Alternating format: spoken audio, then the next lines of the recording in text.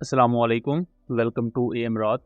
दोस्तों, पाकिस्तान की in recent air strikes के बाद अफगानिस्तान की तरफ से भी इसका रद्द-ए-अमल आया है। अफगानिस्तान ने ऑफिशियली ये कहा है कि वो मुनासिब वक्त आने पर पाकिस्तान को इसका रिस्पॉन्स देंगे और रिस्पॉन्स पाकिस्तान को ऐसा दिया जाएगा कि पाकिस्तान उसके बाद कभी भी अफगानिस्तान पर एयर स्ट्राइक नहीं करेगा। लेकिन इस पूरी सिचुएशन में अफगान तालिबान ने पहले की तरह ये नहीं कहा कि टीटीपी उनके मुल्क में नहीं है। अब शायद चीजें खुलकर सामने आ चुकी हैं, जहां अफगान तालिबान को खुद भी पता है कि टीटीपी उनके मुल्क में है और अब वो इस चीज को ऑन करना शुरू हो चुके हैं, या जो भी रीजन है, बट इस मामले में उन्होंने खामोशी इख्तियार की है। दूसरी तरफ पाकिस्तानी सिक्योरिटी सोर्सेज ये कह रहे हैं कि जब तक टीटीपी या दूसरी टेरर ऑर्गेनाइजेशंस वहां मौजूद हैं, पाकिस्तान हर तरह की कार्रवाई करने का मजाज है। पाकिस्तान की गई एयर स्ट्राइक्स की वजह से अफगानिस्तान में मल्टीपल टीटीपी के मिलिटेंट्स एज वेल एज 10 के करीब हाई वैल्यू कमांडर्स मारे गए थे। अनफॉर्चुनेटली इन पर्टिकुलर एरियाज में टीटीपी की जो फैमिलीज भी इनके साथ रह रही थी, तो कुछ सिविलियंस भी जान गंवा बैठे। लेकिन अफगान मीडिया की तरफ से कई पुरानी वीडियोस को प्रोपेगेंडा टूल के तौर पर यूज किया जा रहा है। अफगान तालिबान के मल्टीपल सोर्सेज ये चीज क्लेम कर रहे हैं कि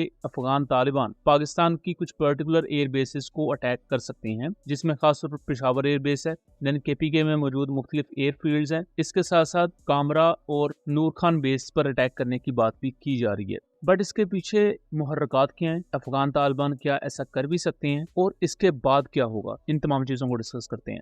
दोस्तों, पाकिस्तान की एयरफोर्स इंडिया के लिए हमेशा से ही सुहाने रूह बनी रही है। जब भी पाकिस्तान एयरफोर्स के एयरक्राफ्ट फजा में जाते हैं, तभी इंडियन एयरफोर्स की सांसें उखड़ना शुरू हो जाती हैं। तो अब अफगानिस्तान भी पाकिस्तान एयरफोर्स को ही बेसिकली टारगेट कर रहा है। और हमने लास्ट टाइम जो BLA के अटैक्स देखे इसी साल जनवरी में, उनमें ये देखा कि BLA ने भी पाकिस्तान की नेवल एयर आर्म की एक बेस तुर्बत में मौजूद PNS सिद्दीक है, यहाँ से पाकिस्तान एयरफोर्स के एयरक्राफ्ट भी डिप्लॉय किए जाते हैं, एज वेल एज यहाँ पाकिस्तान नेवी का एयर आर्म मौजूद होता है, वहां अटैक करने की कोशिश की। और हमने तब वीडियो में कहा भी था कि इंडिया इन्हें यूज कर रहा है as a human intelligence source के तौर पर, कि ये लोग अगर इन्फिल्ट्रेट कर पाते हैं उस बेस में, तो उसकी इंटरनल फुटेजेस, उसकी पिक्चर्स, उसकी वीडियोस इंडिया को मौसूल हो सकेंगी। तो शायद सेम वही स्क्रिप्ट इंडिया यहाँ भी आजमाने की कोशिश करेगा। तालिबान डायरेक्टली पाकिस्तान की किसी एयरबेस को अटैक नहीं कर सकते, बिकॉज अफगानिस्तान के पास कोई प्रॉपर एयर फोर्स मौजूद नहीं है। कुछ पुराने हेलीकॉप्टर्स हैं और कुछ ट्रेनर एयरक्राफ्ट हैं जो लाइट अटैक कर सकते हैं, लेकिन वो पाकिस्तान के एयर डिफेंस सिस्टम और पाकिस्तान की एयरफोर्स के मुकाबले में कहीं भी स्टैंड नहीं करते। तो जो एक ऑप्शन अफगान तालिबान यूज कर सकते हैं वो प्रोक्सी अटैक है। जैसा कि हम मुख्तलिफ इससे पहले प्रोक्सी अटैक्स देख चुके हैं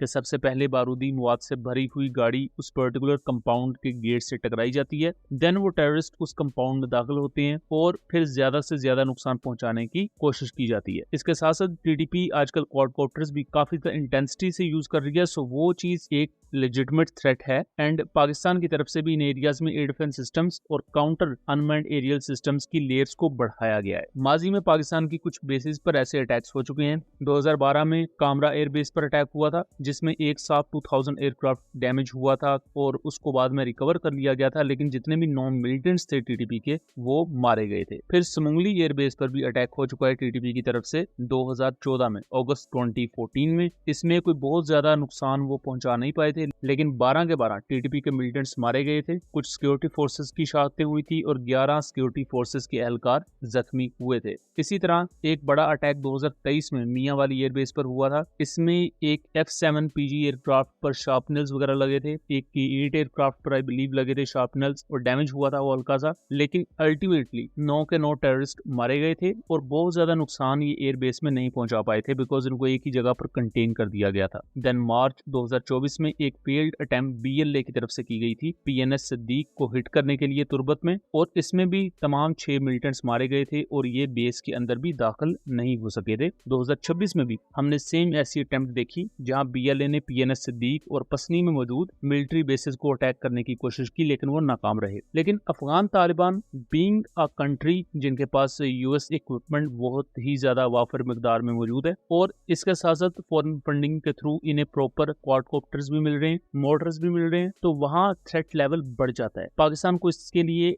काउंटर ड्रोन सिस्टम्स या एंटी ड्रोन सिस्टम्स ज्यादा से ज्यादा डिप्लॉय करने की जरूरत है KPK के मुख्तलिफ एरिया में, खास तौर पर पेशावर एयर बेस के नजदीक, जहां पाकिस्तान के नंबर 26 स्क्वाड्रन के GF-17 थंडर्स और एक F-7 PG एयरक्राफ्ट का स्क्वाड्रन मौजूद है। इसके साथ साथ अफगान तालिबान ने ऑफिशियली एक वीडियो रिलीज की है जिसको आप यहाँ देख सकते हैं। अफगान मिनिस्ट्री ऑफ इंफॉर्मेशन का ये कहना है और अफगानिस्तान की डिफेंस मिनिस्ट्री ने भी ये वीडियो ऑफिशियली रिलीज की है कि अफगानिस्तान का air defence system Pakistani fighter jets पर फायरिंग करता है, जिसकी वजह से पाकिस्तानी फाइटर जेट्स पीछे मुड़ जाते हैं, यानी कि अपना मिशन अबॉर्ट कर देते हैं। लेकिन अगर सैटेलाइट इमेजरीज को देखा जाए तो जितने भी अफगानिस्तान में ट्रेनिंग कैंप्स डिस्ट्रॉय हुए हैं उनके विजुअल्स आप यहाँ देख सकते हैं। सो पाकिस्तान ने कोई मिशन अबॉर्ट किया ही नहीं बल्कि अपने तमाम ऑब्जेक्टिव्स को अचीव किया। और जिन एंटी एयरक्राफ्ट गन्स को अफगानिस्तान यूज कर रहा है ये ZPU-23 twin barrel auto cannons हैं जिनकी मैक्सिमम रेंज 2.5 किलोमीटर है। इसी तरह ZPU-2 सीरीज की गन्स भी ये यूज करते हैं। ये हैवी मशीन गन्स होती हैं, एंटी एयरक्राफ्ट रोल में यूज की जा सकती हैं, बट ये तब पॉसिबल है जब बहुत ही ज्यादा लो फ्लाइंग करता हुआ कोई स्लो मूविंग टारगेट हो, जैसा कि कोई हेलीकॉप्टर है या कोई कामिकाज़ी ड्रोन है। फाइटर जेट्स के खिलाफ ये कुछ पर्टिकुलर कंडीशंस में एप्लीकेबल है। अगर कोई थर्ड जनरेशन का, सेकंड जनरेशन का एयरक्राफ्ट हो जो जमीनी सतह के करीब उड़ा है, उसे आप इंगेज कर सकते हैं, लेकिन उसे इंगेज करना भी काफी मुश्किल रहता है ऐसी गन्स के लिए। जबकि जो मॉडर्न फाइटर जेट्स हैं 4th जनरेशन के, 4.5 जनरेशन के, वो चूंकि स्मार्ट म्यूनिशन फायर कर रही होती हैं और अभी पाकिस्तान ने भी मोस्ट प्रोबेबली यहाँ या तो तकबीर बॉम्ब्स यूज किए हैं या GBU सीरीज के लेजर गाइडेड बॉम्ब्स यूज किए हैं, जिसकी वजह से ये कई किलोमीटर दूर रहते हुए इन्होंने बॉम्ब्स फायर किए, फाइटर जेट्स वापस चले गए और देन ये जो स्मार्ट बॉम्ब्स होते हैं